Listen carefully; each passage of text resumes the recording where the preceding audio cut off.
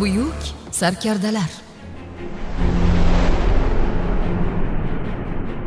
Zahiriddin Muhammad Bobur.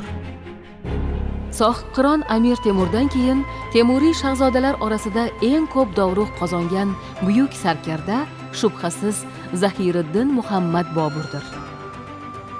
Bobur 1483-yil 14-fevralda Andijonda tavallud topgan. Otasi Umar Shayx Mirzo Farg'ona viloyati hokimi, onasi Qutlug' Nigor xonim Mo'g'uliston xoni va Toshkent hokimi Yunusxonning qizi bo'lgan. Bobur barcha Temuriy shahzodalar kabi yoshligidan maxsus tarbiyachilar, yirik fozil ulamolar ustozligida harbiy ta'lim, fiqh ilmi, arab va fors tillarini puxta o'rganadi. Ilm-fanga, she'riyatga qiziqadi. Dovyurakligi va jasurligi uchun u yoshligidan Bobur, sher laqabini oladi.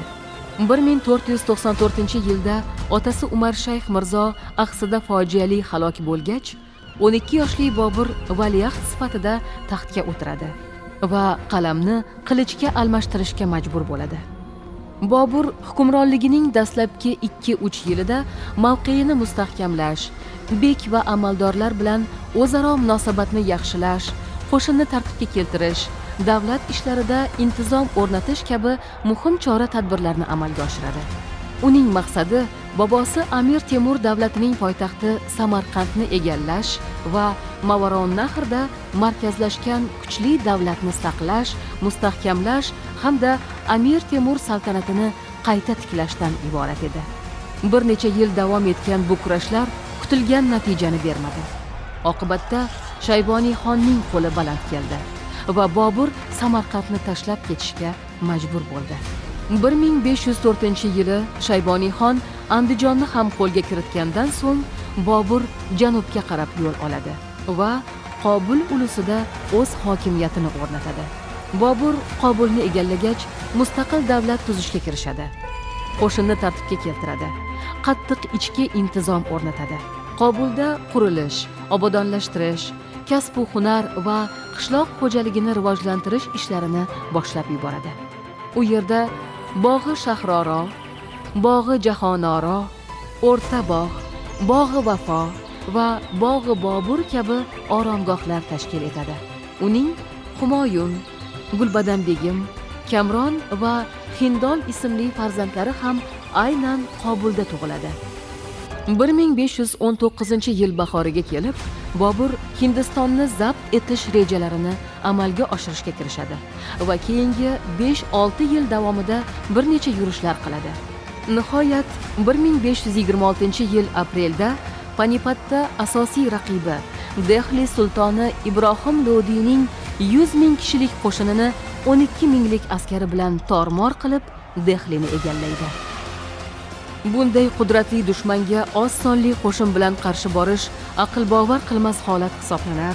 Bunday nisbiy tafovutli jang manzarasi Chingizxon va Jaloliddin Manguberdi o'rtasidagi Nilab jangidan beri jahon harbiy to'qnashuvlarida hali qayd etilmagan edi. Bobur qo'shinidagi zamonaviy qurol-yarog', ya'ni hali Hind qo'shinlarida mavjud bo'lmagan artilleriya va o't sochar miltiqning amaliyotga joriy qilinishi bu harbiy sohadagi ustunlikni ta'minlashda muhim rol o'ynagan. Shu jihatdan Bobur fan, ilm ma'rifatning kuchidan foydalanish borasida novator, yangilikka intiluvchi donishmand faylasuf shoh sirasidan edi. U Hindistonga yurishi oldidan qo'shinini 16-asr boshlaridayoq Yevropa uslubidagi zamonaviy miltiqlar va artilleriya bilan qurollantirishga erishdi. Panipat jangidagi g'oliblik Bobur erishgan eng buyuk g'alaba edi. U Shimoliy Hindiston va uning markaziy hududlarining katta qismini egallab, Hindiston hukmdori bo'ldi. Agrani o'z saltanatining poytaxtiga aylantirdi. O'z davlatini shakllantirishga kirishdi. Boburiylar sulolasiga asos soldi. Uning buyuk sarkardalik maqomiga ko'tarilishi va jahoniy miqyosli ulug' lashkarboshilar ro'yxatidan o'rin olishi Ibrohim Lodiy qo'shini ustidan erishgan mislsiz g'alabasini ta'minladi. Bobur bu buyuk g'alabadan ko'p o'tmay yana bir yirik Hind sarkardasi Rana Sanganing 200 minglik qo'shinini tormor qilib zafar qozonadi hamda Shimoliy Hindistonning Bengaliyagacha bo'lgan qismini o'ziga bo'ysundiradi. Endi Hindistonda Bobur shohga bas kela oladigan na sarkarda, na lashkarboshi qolgan edi. Bu zafarlari bois Bobur jahon harbiy san'ati rivojiga yorqin hissa qo'shib, o'zbek xalqining nomini, shonli tarixini Amir Temur bobosidan keyin yana bir bora olamga yoydi. Bobur Hindistonda siyosiy faoliyat muhitini barqarorlashtirish, shaharlarni obodonlashtirish, savdo-sotiq masalalarini to'g'ri yo'lga qo'yish, bog'-rog'lar yaratish ishlariga homiylik qildi. Ko'plab me'moriy yodgorliklar, bog'lar, kutubxonalar, karvonsaroylarni qurdirdi. Bu yerda jahonga mashhur bo'lgan shoh asari Boburnomani yaratdi. Uning nafis g'azal va ruboiylari turkiy she'riyatining eng nodir durdonalari bo'lib, Mubayyin, Xatti Boburiy, Harb ishi, Aruz risolalari esa islom qonunshunosligi, she'riyat va til nazariyasi sohalariga munosib hissa bo'lib qo'shildi. Bobur 1530-yil 26-dekabrda 47 yoshida Agrada vafot etdi va o'sha yerda dafn etildi. Keyinchalik 1539-yilda xoki Qobulga keltirilib, o'zi bunyod ettirgan bog'i Boburga qo'yildi. Bobur buyuk shoir, qomusiy olim, davlat arbobi hamda mohir sarkarda sifatida butun dunyoda ma'lum va mashhur.